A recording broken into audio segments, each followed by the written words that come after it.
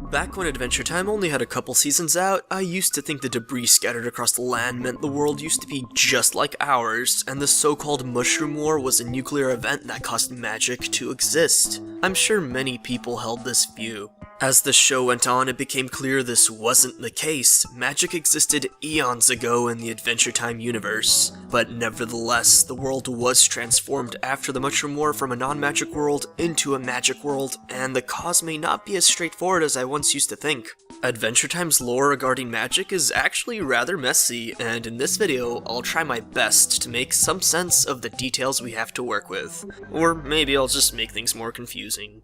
Magic is a rather tricky thing to define in Adventure Time, and I feel like it often boils down to you know it when you see it. Princess Bubblegum claims magic utilizes standard universal laws, and those who practice it frame it as something special because they don't understand the mechanics at a detailed enough level. All magic is scientific principles presented like mystical hoodoo, which is fun, but it's sort of irresponsible.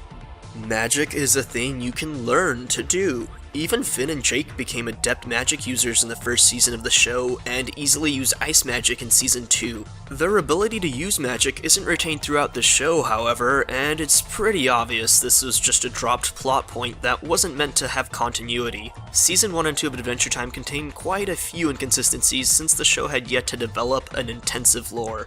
Nevertheless, the trainee robes from Season 1 were recycled into later seasons, which implies various characters are wizards in training. Hence, this still means that the ability to use magic is a trait that most people are probably capable of learning if they put the time in and have the proper guidance. This is exemplified again in the episode Evergreen, where it was possible for Gunther to learn magic spells, although he was never given the chance. Like I taught you! I mean, like I meant to teach you. To be a magic user, you have to exhibit at least some madness and sadness. Betty figured this out while researching magic users in order to save Simon. MMS runs through all magic users. I hung out with scores of them, all displaying varying degrees of magic, madness, and sadness.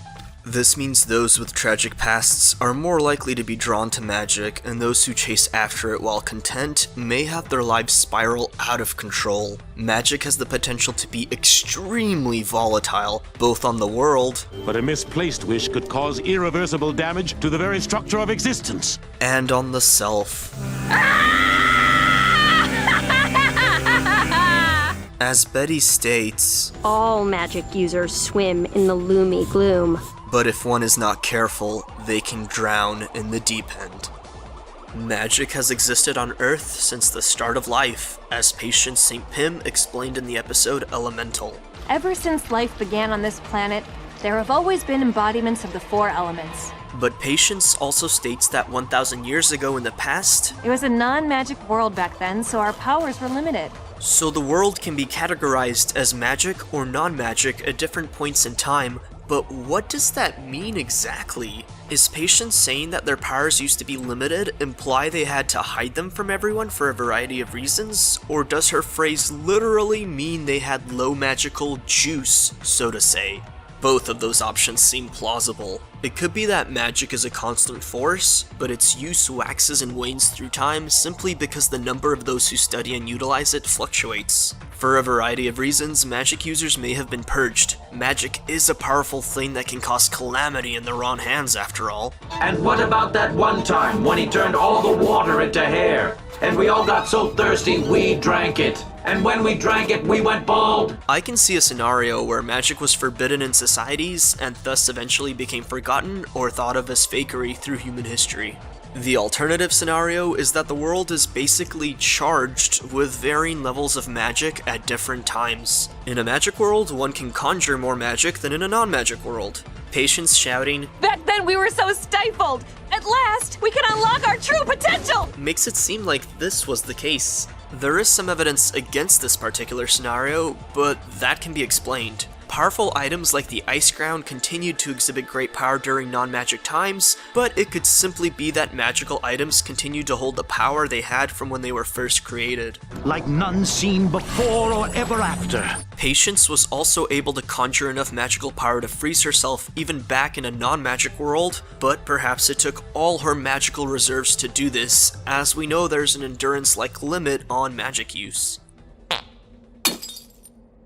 He's been using his powers a lot today.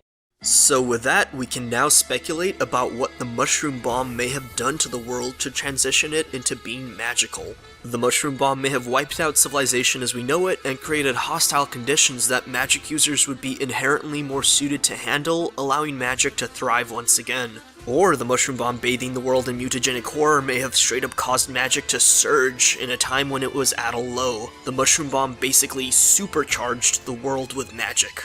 Or of course, maybe both. Speaking of the bomb being mutagenic, the only things we know for sure were caused by direct exposure to the green goo was the Lich and these mutated monstrosities. Also, direct exposure to the radioactive fluid can be fatal. But perhaps indirect radiation is what led to the other varied, less grotesque forms of life that sprung up after the Mushroom War. Or them hungry-looking rainbows. Ridiculous mutations in magic have actually been associated multiple times in Adventure Time. Evergreen made Gunther an intelligent dinosaur with magic. Are you my father?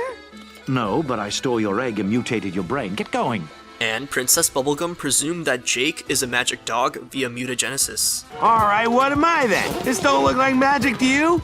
It looks like a mutation. This gives credence to the idea that the mushroom bomb could have directly produced new creatures that may be regarded as magical.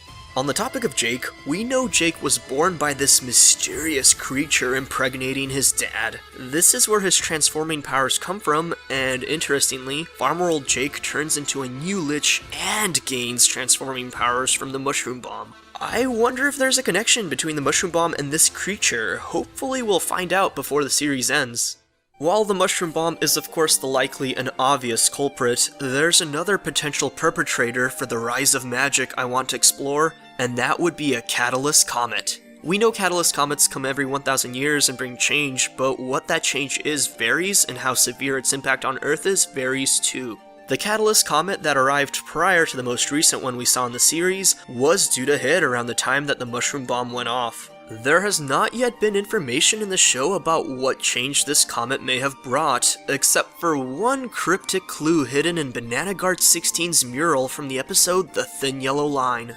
The mural shows 3 comets, or perhaps a single comet in sequence, coming in contact with a mother gum that Princess Bubblegum spawned from, which is also likely to be the sentient gum we saw back in the episode Simon and Marcy. Banana Guard 16's mural implies that he has at least some awareness, or there's some sort of shared mythology among candy people that a comet was an important event leading up to Princess Bubblegum's eventual reign. The implication I get here is that the comet was somehow responsible for the Mother Gum existing. We know that the Mushroom Bomb caused mutagenic horrors, but could it have actually been the effect of the Catalyst Comet that caused creatures such as the Mother Gum? Or could it have been the Catalyst Comet that supercharged the world with magical essence? But if the Catalyst Comet led to rise in magic, and or created creatures we regard as magical, why did it not do this in the alternate timeline known as Farmworld? Farmworld did not have the bomb go off, but the comet should have still hit, yet Farmworld remained a non-magic world. His magic is fake. Daddy says the false prophets of old used cheap parlor tricks to control the people, and to get babes. This may simply be because the conditions of the world during the time of the Catalyst Comet's arrival can make it have different impacts on the planet. With Farmworld being completely frozen rather than being a mutagenic apocalypse, the visiting Catalyst Comet had a different effect in this timeline. Still, overall, the evidence for the Catalyst Comet being the perpetrator is minimal, but I still think it's an interesting hypothesis and should be kept in mind. To sum things up a bit, the Mushroom Bomb could have led to a surge in magic, which is still probably the safest assumption to make, but it could have also been the Catalyst Comet's doing, or both things together could have contributed to create a magical era. And although there's no evidence for this, I have had the random thought before that remnants of the Catalyst Comet may have been utilized in the construction of the Mushroom Bomb rather than the comet hitting the planet after the Mushroom Bomb had already been set off. If within the Catalyst Comet there's this being, this essence that allows transcendence to a new form of existence, perhaps this source could make gum and other things that used to be inanimate sentient.